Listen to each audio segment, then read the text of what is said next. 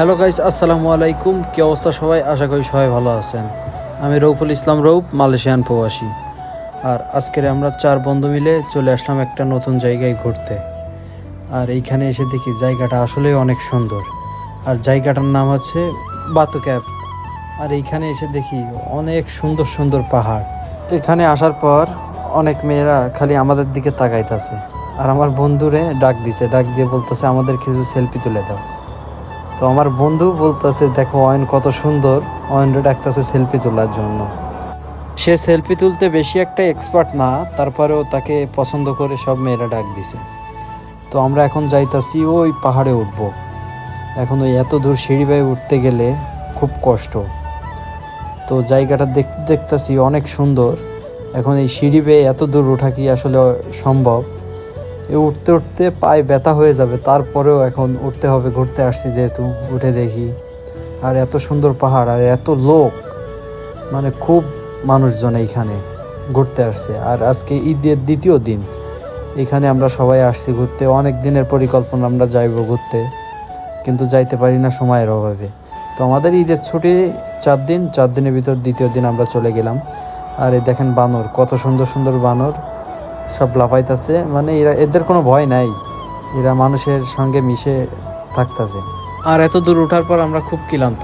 আর বন্ধু বলতেছে আর আমিও উঠতে পারতাছি না, আমার খুব ব্যথা করতেছে পায়ে। এখন আর বেশি দূর না, আর একটুখানি উঠলে আমরা উপরে উঠে যাব। তো এইখান থেকে দেখেন, যদি নিচের দিকে ক্যামেরা দেখি, মানে কত পথ, কত সিঁড়ি। আর এই সিঁড়িটা এত উঁচু, মানে উঠতে গেলেই খুব ব্যথা লাগে পায়ে। তো তারপর আমরা যাই দেখি উপরে কি আছে। অবশেষে আমরা শেষ প্রান্তে উঠে গেছি। আর এদিকে আমার বন্ধু পিছনে পড়ে গেছে। তো ওরে একটু বললাম তাড়াতাড়ি উঠে আয়, ও আর উঠতেই পারতাছে না, মানে এতটা কষ্ট হইতাছে। ওরে জিজ্ঞেস করলাম যে কেমন লাগলো, রে ভাই এত দূর উঠি নাই কখনো। তো আমরা আস্তে আস্তে ভিতরে চলে আসলাম। ভিতরের জায়গাটা অস্থির, চারিপাশে পাহাড় আর মানুষজন দেখেন কত মানুষ এইখানে আসছে ঘুরতে। আসলে ঈদের ছুটি পাইছে, এইখানে আসছে ঘুরতে। আর একটা আশ্চর্য বিষয় যে চারিপাশে পাহাড়ের মাঝখানে 2টা ছিদ্র আছে ওই উপরে।